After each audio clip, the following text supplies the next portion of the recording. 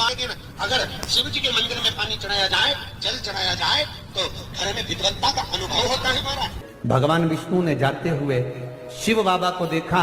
शंकर भगवान से, भगवान नारायण ने कहा आप कुछ कहेंगे नहीं? भगवान शंकर कहते हैं नारायण चिंता मत करो, बार के दिन अगर दाल चढ़ा कर जाएगा, चने की दाल को मंदिर के पीछे बैठकर ओम नमः शिवाय बोलकर जो नारायण को समर्पित करेगा, उसके मनवांचित फल को मैं 3 महीने में पूरा कर दूंगा, उसके मन की कामना को मैं 3 माह में पूर्ण कर दूंगा। आज भी नियम है, चने की दाल को लेकर जाते मंदिर के पीछे बैठकर चने की दाल को लेकर ओम नमः शिवाय का जाप करते हैं। 7 बार ओम नमः शिवाय बोलकर चने की दाल वापिस घूमकर भगवान विष्णु को समर्पित करी जाती है, तो 3 महीने में मनोकामना पूरी हो जाती है। उस चने की दाल का इतना प्रमाण है, इतना प्रमाण। गुड़ जोड़ता है। जितने समय अतिथि हमारे घर में रहे, मेहमान हमारे घर में रहे, जिसको हमने आरती के समय पर गुड़ दिया है, जिसको हमने गुड़ दिया है, वो पाकर आनंद के साथ में। अच्छा, कभी तुमने सुना जो जिसके यहाँ पर गणेश जी नहीं होते शादी ब्याह में अगर गणेश जी नहीं मिलते तो क्या करते हैं? वो गुड़ का जो ढेला होता है ना, उसी को आधा तोड़कर गणेश जी बना के रख देते हैं और उसी आधे गुड़ के ढेले का भोग लगा देते हैं। गुड़ का ही गणेश और गुड़ ही खजाना। देखिए जरा भाव देखिए हमारे सनातन धर्म में। भगवान को रिझाने का तरीका देखिए। अब कई लोग कहते हैं ये गुड़ से क्या होता है, ये मूंग से क्या होता है, ये धने से क्या होता है, चावल से क्या होता है, बेलपत्र से क्या होता है। अरे भाई, समर्पित करोगे, पाओगे तो जानोगे ना। सावन के बार के दिन जिस लड़का और लड़की का विवाह नहीं हो रहा, बहुत हताश हो गए, परेशान हो गए, विवाह संबंध जमी नहीं रहा, किसी भी बुधवार के दिन तांबे के कलश में चने की दाल को भर लीजिए, किसी भी बुधवार, और तांबे के कलश में चने की दाल को भर लो, उसमें 2 गोल सुपारी रख लो, पूजन वाली सुपारी रखकर 2 सिक्के उसमें रख लो, पीले कपड़े से मुख बांध दो, उसका पूजन करो बुधवार के दिन भी, और गुरुवार के दिन उसका पूजन स्नान करने के बाद करना। पर घर में किसी से बात मत करना, मुख से शब्द मत बोलना, मुख झूठा मत करना। पूजन करने के बाद उल्टे हाथ पर कलश को रखकर सीधे हाथ से ढककर कोई ब्राह्मण के घर में जाकर साथ में किसी को ले जाओ, बिना बोले, बिना बात करे, बिना कहे, साथ जाकर ब्राह्मण का दरवाजा बजा दे, बात कर ले और साथ में गया वो, पर तुम्हें नहीं बोलना। और वो कलश ब्राह्मण के अपनी कामना कर कर वो कलश का दान दे दिया जाए। महाराज, ज्यादा से ज्यादा 4 महीना 3 महीने के अंदर विवाह संबंध पक्का हो जाता है। विवाह संबंध, चने की दाल का दान कुछ सहज नहीं है। लग रहा है कि मैं दुखों से पीछा छूट ही नहीं रहा, तब उस जगह पर बेलपत्री के मध्य भाग में पीला चंदन, ये जो पत्ती है और ये 2 पत्ती हैं, ये बड़ी पत्ती और ये बीच की जो 2 पत्ती हैं, इसके बीच में जो डंडी का भाग रहता है, जो बीच में डंडी का जो भाग है, बड़ी पत्ती और ये 2 छोटी पत्ती के मध्य में जो डंडी का भाग है, उस डंडी के भाग में पीला चंदन और एक अक्षत पीला। शंकर भगवान को प्रदोष के दिन आप अगर प्रदोष काल में समर्पित कर रहे हैं, तो ये निश्चित है कि धीरे धीरे कर कर वो दुख समाप्त होगा, वो दुख कटेगा ही। विश्वनाथ को कुछ नहीं चाहिए, मेरे शंकर को चाहिए क्या?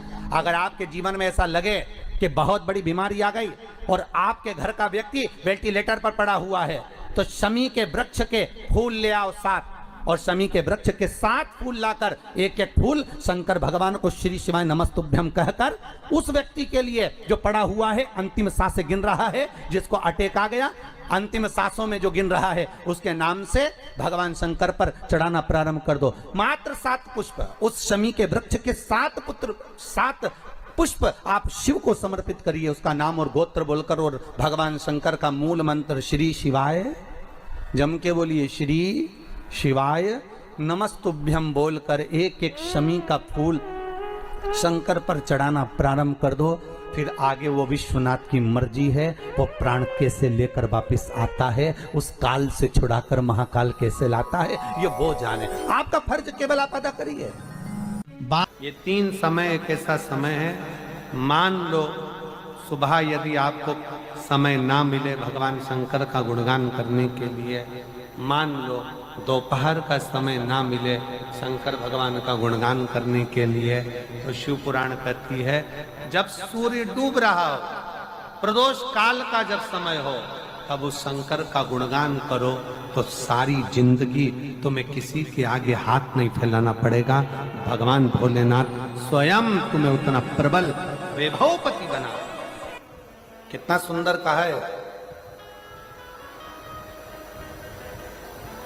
जब जिंदगी बहुत संघर्ष में चल रही हो, बहुत दुख का जीवन चल रहा हो, बहुत कष्ट का जीवन चल रहा हो,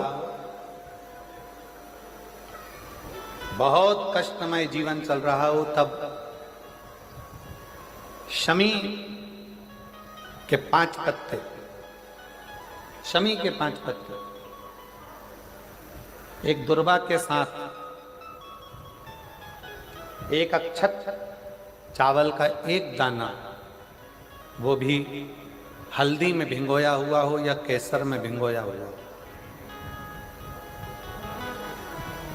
शमी पत्र 5, एक दुर्वा, एक चावल का दाना, जो दिल से हृदय से बेलपत्री के वृक्ष के नीचे पार्थिव लिंग का निर्माण कर कर मट्टी का शिवलिंग बनाकर प्रदोष काल में, मतलब शाम के समय पर शिवलिंग बनाकर उस पे जल चढ़ाकर, जो ये 5 शमी का पत्र, एक दुर्वा और एक चावल का दाना, अपनी कामना कर कर, जो दुख चल रहा है बाबा से विनय कर कर एक एक पत्ता जब समर्पित कर दे, फिर एक दुर्वा समर्पित कर दे, फिर एक चावल का दाना समर्पित कर दे और बाबा का वहीं पर पुनः विसर्जन कर दे, 3 महीना तो जाने दो, 15 दिन के अंदर वो दुख कटता जरूर है। चाहे कोई भी दुख, किसी भी तरह का दुख क्यों, एक बेलपत्र के वृक्ष की परिक्रमा करने वाले को हजारों अश्वमेध यज्ञ का फल प्राप्त हो जाता है, हजारों अश्वमेध यज्ञ का फल प्राप्त हो जाता है। उसी तरह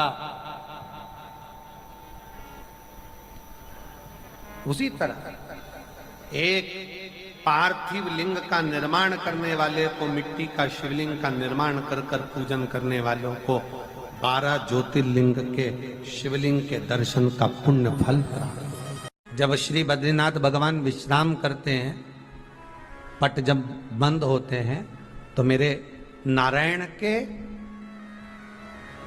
हृदय से बाहर जो लक्ष्मी जी का मंदिर है, वहां से लक्ष्मी जी को लाकर हृदय से लगाया जाता है और भगवान को एक कम्मल पूरा घी में उसको लपेट कर, पूरे घृत में उसको लगाकर, गौ माता के घृत में उसको लगाकर नारायण को भगवान शिव का स्मरण कर कर लपेटा जाता है। भगवान नारायण बद्रीनाथ बाबा के मंदिर में दिया घी से भर दिया जाता है, ताले लगा दिए जाते हैं, सब नीचे आ जाते हैं। जब अक्षय तृतीया के समय पर पट खोलते हैं, बाबा का कम्मल घृत से जुड़ा हुआ वैसा कि वैसे ही घृत भरा हुआ, घृत में स्थिरता है, घर में घृत के अंदर लक्ष्मी का भाव आ जाता है।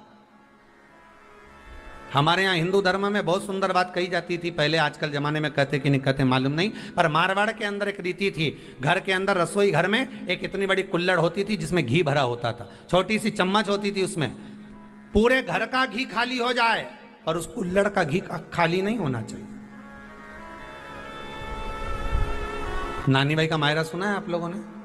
अगर नानी भाई का मायरा सुना होगा तो नानी भाई के मायरे में नरसिंह मेहता जी की जो दादी के प्राण छूटे थे, वो केवल इसी बात पे छूटे थे। अगर नानी भाई का मायरा सुना होगा तो आपको मालूम होगा, नानी भाई के मायरे में जब नरसिंह मेहता भोजन करने के लिए बैठे तो नरसिंह मेहता की भाभी दुरत गौरी ने कह दिया दादी के सामने, जब दादी बोली क्यों इसकी रोटी में घी नहीं लगा, तो कहा कुल्हड़ का घी समाप्त हो गया है, रसोई घर में जो बाटकी रखी थी उसका घी समाप्त हो गया।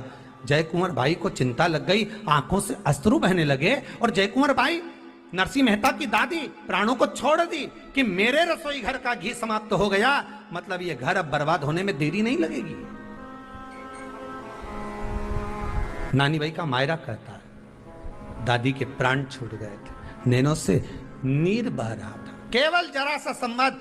शास्त्र कहता है घर के रसोई घर में जिस बाटकी से आप रोटी पर घी लगाते हो उसकी बाटकी में भले आधा चम्मच घी पड़ा पर पड़े रहना चाहिए। क्यों? वो लक्ष्मी को घटने नहीं देता। जिस दिन बाटकी मंज जाए, साफ हो जाए, उसी दिन उसको धोकर पोंछ कर वापस भर देना चाहिए। अगर बाटकी गंदी हो गई तो आप धो पोछो, मना नहीं है, पर उसको धोने पोछने से पहले एक कटोरी में घी भर दो, चम्मच रख दो। पर रसोई घर में बाटकी में घी होना चाहिए और उसमें आप डालते रहो और लगाते रहो, रोटी में चलेगा, पर बाटकी का घी समाप्त नहीं होना चाहिए, कुल्हड़ का घी समाप्त नहीं होना चाहिए। वो बरकत है, वो भंडार है, वो संपदा है हमारी। घृत बेबहू देता है, घृत बेबहू प्रदान कर।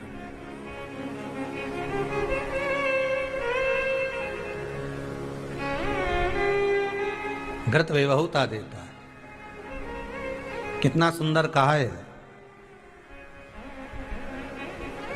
शंकर भगवान के शिवलिंग पर घृत चढ़ाने के बाद आपने दही चढ़ाया शिव जी को, ठीक है, आपने दूध चढ़ाया, जल चढ़ाया, दही चढ़ाया, शहद चढ़ाया, शक्कर चढ़ाई, मिष्ठान चढ़ाया, जो भी आप शिव जी को चढ़ा रहे हो उसमें से केवल एक पदार्थ, एक वस्तु, घी शंकर के शिवलिंग पर चढ़ाने के बाद में उसी शिवलिंग का घृत, जहां शिवलिंग रखा हुआ है, शिवलिंग जहां रखा रहता है उस कटी पर उस घृत से हस्त फेर देना चाहिए अपनी मनोकामना कर कर। जो अभिषेक आपने किया है वो अभिषेक का फल भगवान भोलेनाथ कुछ ही दिन में प्रदान कर देते हैं। मात्र उंगली फेर देने पर, घृत पात्र की उंगली, घृत का जो आप अभिषेक कर रहे हो, जल चढ़ा रहे हो, दूध चढ़ा रहे हो, आप पंचामृत सामग्री समर्पित कर रहे हो, आप दुनिया की सारी वस्तु भगवान को दे रहे हो, तो घी चढ़ाते समय जब घी चढ़ जाए, शंकर के शिवलिंग पर घी चढ़ गया, उसकी एक उंगली लेकर शिव मंदिर में जहां शंकर जी पिंडी पर बैठे हैं उस जलाधारी पर जो शिवलिंग रखा हुआ है उसके चारों तरफ उस घृत को लगा देना चाहिए अपनी कामना कर कर। महाराज शिव उसको स्वीकार करता है। क्यों? शंकर और पार्वती के मिलन स्थल माता पार्वती की गोद में भगवान शंकर का जो शिवलिंग स्वरूप विराजमान है, हस्त कमल के अंतर्गत जो भगवान विराजमान है, उसका फल चोगना मिल जाए।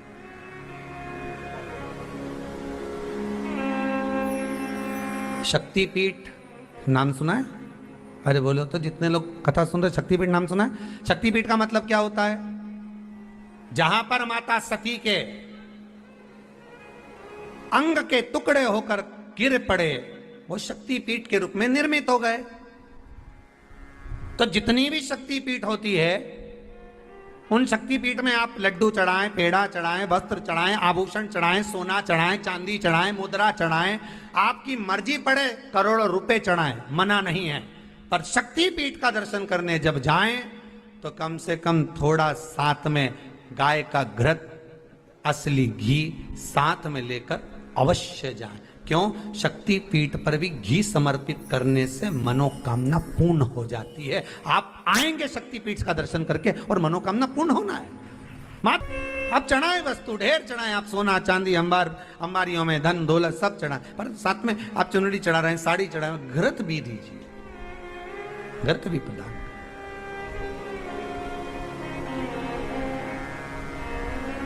घृत का दान मूल है। धर्म पत्नी से संतान नहीं, औलाद नहीं, बड़े दुखी है, बड़े दुखी। अच्छा, संतान नहीं हो, किसी नारी की गोद अगर, स्त्री की गोद अगर खाली रह जाए तो भी दुख होता है उसको कि मेरे घर में औलाद नहीं, संतान नहीं। हम कई बार कहे, आज फिर कहते हैं, ये टेस्ट भी बाद में कराना, सारी जांचें बाद में कराना। एक बार शंकर का भजन कर कर देख लो। सब जगह से अगर हार जाओ और सारे रिपोर्ट आपकी आपने सब दूर दिखा ली, तो एक बार शंकर पर भरोसा कर कर तुमरुका जी का नाम लेकर सफेद आंकड़े की जड़ को शिव जी पे से रजस्वला धर्म के 7वें दिन 21 बार घुमा लो। नाम गोत्र बोलकर कमर में लाल धागे में बांध लो, पीपल के पत्ते शिव जी को चढ़ाओ, उठाकर लाओ, उस एक पत्ते को रात्रि को गाय के दूध में उकालो और उस दूध को दोनों पति पत्नी पियो, साथ रहिए। समय आएगा, बाबा चाहेगा तो 3 या 4 महीने में गर्भ ठहर ही जाएगा। सारे डॉक्टर को दिखा लिया अपनी जगह, टेस्ट भी करवा लिया अपनी जगह, पर एक बार प्रयोग, और वो विश्वास रखकर करना पड़ेगा। शंकर पर जो भी कार्य कर रहे हो आप, जो उपाय कर रहे हो आप, शिव का स्मरण कर, भगवान पर अगर विश्वास रखोगे, भरोसो दृढ़ इन चरणन कहो, श्री वल्लभ नख चंद्र छटा बिन सब जगह माही अंधेरो। अगर भरोसा है तो शंकर है, और भरोसा नहीं तो शिव कहां से। विश्वास लेकर अगर आए हो तो काम तो होगा। ये लोग काशी से आए हुए हैं, विश्वास लेकर ही तो आए होंगे कि हम जाएंगे शंकर की कथा में तो बाबा कृपा जरूर करेगा। कई लोग यहाँ पर बैठे हुए हैं जो विश्वास लेकर आए हुए हैं, दूर दूर से आए हुए हैं, केवल विश्वास लेकर कि भगवान कृपा करेगा किसी न किसी रूप में, मुझे विश्वास है कि बाबा मेरी सुनेगा। और फिर कहता हूं, कथा में अगर आपने मन लगा लिया, भले टीवी चैनल के माध्यम से श्रवण कर रहे हो, भले मोबाइल के माध्यम से श्रवण कर रहे हो, भले पंडाल में सुन रहे हो, बाबा से अगर दिल से आपने अगर कह दिया तो 3 महीना बहुत होता है सब कामना पूरी होने के लिए। मेरा बाबा आपको कुछ ना कुछ दे ही देता है, बस आपकी रुचि के अनुसार सुख प्रदान कर ही देता है। आप उस पर विश्वास, भरोसा, भटकना नहीं है हमको। जिस नारी का रजोधर्म के अंतर्गत नारी को जो परेशानियां होती हैं, कोई के 8 दिन पहले, 4 दिन पहले, 3 दिन पहले कहीं ना कहीं रजोधर्म के अंतर्गत जो बीमारियां होती हैं, उसके लिए महाराज 7 चने की दाल के दाने तुलसी महारानी के सामने कटोरी में रखकर, तुलसी के 3 पत्ते उसमें डालकर अपनी मनोकामना कर कर तुलसी में 3 बार जल छोड़कर वो तुलसी और वो चने की दाल ले जाएं और उसको धीरे धीरे कर कर, एक एक कर कर, सुबह शाम दोपहर में उसको खा लीजिए। रजोधर्म से जुड़ी हुई परेशानी समाप्त। कोई सहज नहीं है महाराज। चने की दाल को स्वर्ण दान का भी भाव कहा गया। हमारे हिंदू धर्म में चने की दाल को स्वर्ण दान भी करते हैं।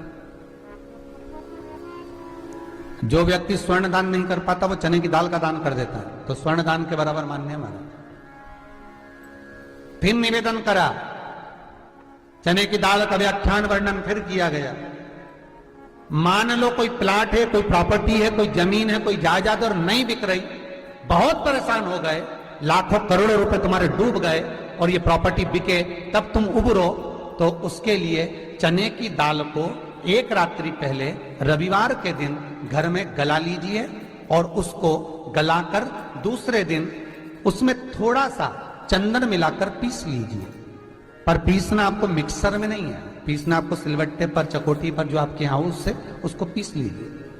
और पीसने के बाद उसमें थोड़ा सा दूध मिलाकर शिव मंदिर में जाकर शंकर भगवान के शिवलिंग का सोमवार के दिन लेपन करिए। लेपन कर कर अपनी कामना कर कर शिवलिंग पर 3 उंगलियां लगा लीजिए हमारे, अपनी कामना कर कर। जो 3 उंगलियां आपने लगाई है, उंगली हटाते समय चंदन के लेपन को जो लगाया आपने, चने की दाल का लेपन, स्वर्ण का लेपन, उसको हम कहते हैं स्वर्ण लेपन, उसको लेकर आ जाइए महाराज। उसको थोड़ा सा लेकर आ जाओ, एक किसी भी फूल में उसको लगाकर जो जमीन, जो प्रॉपर्टी, जो जगह बेचना है वहां पटक दीजिए महाराज। उसके ग्राहक आना चालू हो जाएंगे और वो प्रॉपर्टी शीघ्र बिक जाएगी। अपनी कामना के अनुसार बिकेगी कि कितने में आपको बेचना, अपने अनुसार। महाराज, चने की दाल स्वर्ण दान के बराबर है। चने की दाल को सहज नहीं समझा जाता। गुरु भक्ति के लिए बहुत मूल है। माताएं कई बार पीले गुरुवार करती हैं या केले के पेड़ के नीचे पूजन करती है तो चने दाल समर्पित करती है। क्यों करती है? उसका भाव है स्वर्ण दान के लिए, मनवांचित फल की प्राप्ति के लिए, मनोकामना के लिए। जिस जमीन में फसल कम होती हो, जिस जमीन में प्रॉपर्टी के अंतर्गत कहीं लाभ नहीं मिल रहा हो, जो कई लोग वो जमीन की दलाली का काम करते हैं ना, जमीन बेचवाते हैं, खरीदवाते हैं और कोई लाभ ही नहीं मिल रहा, कई दिनों निकाल दिए, साल निकाल दिए, कोई लाभ नहीं हुआ, तो निवेदन है शंकर भगवान के मंदिर में शिवलिंग पर 108 चने के दाल समर्पित करो।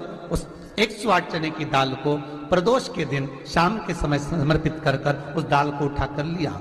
जेब में पीले रुमाल के साथ उसको बांध कर रख लो, किसी प्रॉपर्टी का सौदा कराने जाओ, उसको पटक कर लेकर जाओ, आपके लाभ होना चालू, सौदे होने चालू, आपको कमीशन मिलना चालू। बद्रीनाथ में अगर 41 दाने चने की दाल के पीले कपड़े में बांध कर जो शंकर भगवान के 41 बार नाम लेकर बद्रिकाश्रम को चढ़ाता है, आज भी उसकी मनोकामना पूरी हो जाती है। इसलिए बद्री नारायण में चने की दाल चढ़ती है। क्यों चढ़ती है किसी को नहीं मालूम, पर उसका कारण यह शिव महापुराण में लिखा कि बद्रिकाश्रम में चने की दाल शंकर भगवान का नाम लेकर चढ़ाई जाती है। क्यों?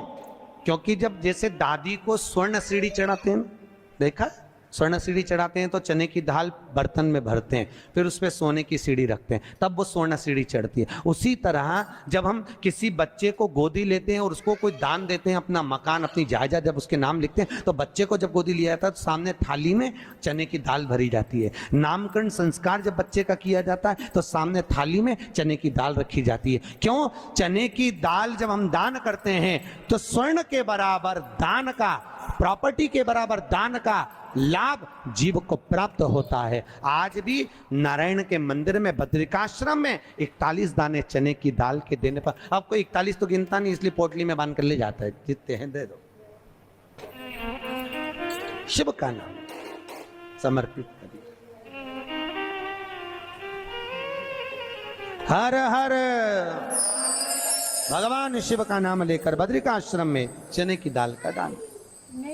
अच्छा, इसलिए केदारनाथ में जपा जाता है नारायण नारायण और बद्रिकाश्रम में जपा जाता है ओम नमः शिवाय। दोनों जगह विपरीत दशा है।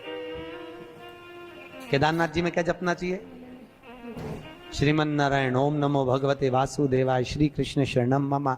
ऐसे केदारनाथ जी में बैठकर भगवान का नाम का जाप करना चाहिए। और बद्रिकाश्रम में जब भी जाओ तो मुख से ओम नमः शिवाय, ओम नमः शिवाय। जैसे व्यक्ति का कोई काम नहीं हो रहा हो, बहुत दिन से लगे, बहुत समय से लगे, ये काम हो ही नहीं रहा, तो शंकर जी का नाम को उल्टा कर कर जपना चालू कर दो। नमः शिवाय ओम। सीधा नाम क्या है? ओम नमः शिवाय, शिवाय नमः ओम।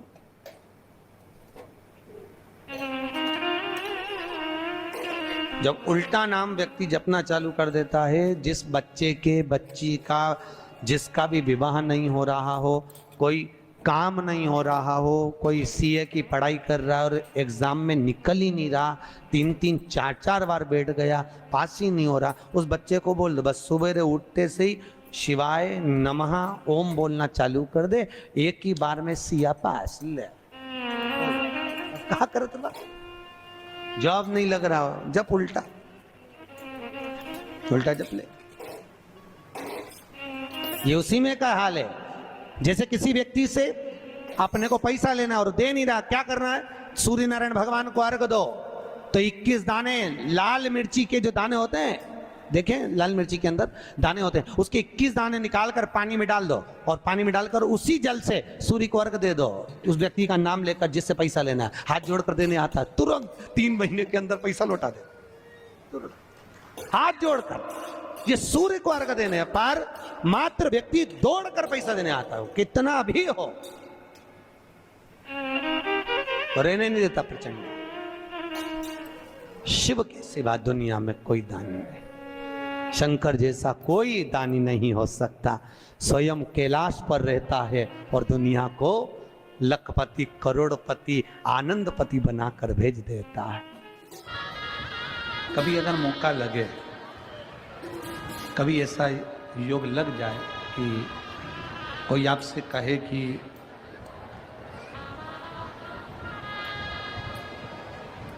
आपके शरीर में बहुत भारी कोई रोग हो गया और बहुत बड़ा रोग है, बहुत रोग, और शरीर में बहुत बड़ा रोग हो गया हो और वो रोग समाप्त नहीं हो रहा, वो रोग समाप्ति की ओर जा ही नहीं रहा, रोग समाप्त तो हो ही नहीं रहा। तो एकांक्षी नारियल लीजिए। श्रीफल, नारियल देखा है सब लोगों ने?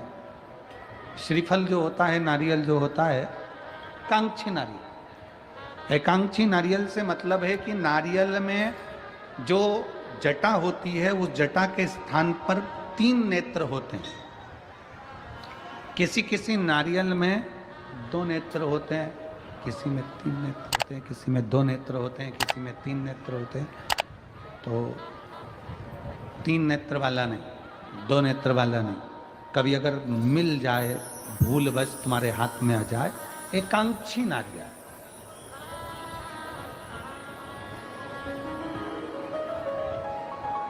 एक नेत्र वाला। पहले बताओ देखा है कि नहीं देखा? पहले ये तो बोलो कि नारियल के पीछे 3 आंखें दिखती हैं। 3 आंखें, किसी में 2 आंखें नजर आती हैं। उसी तरह एक एकांक्षी नारियल, एक नेत्र वाला। कभी अगर मौका लगे और अगर रोग बढ़ रहा है, घट नहीं रहा, तकलीफ बढ़ रही है, घट नहीं रही, सारे इलाज करवा लिए, सारी दवाइयाँ ले ली, सारी जांचें करवा ली, सारे डॉक्टरों को दिखा लिया, उसके बाद भी अगर आराम नहीं लग रहा है तो एकांक्षी नारियल। और उस एकांक्षी नारियल के साथ में 7 दुर्वा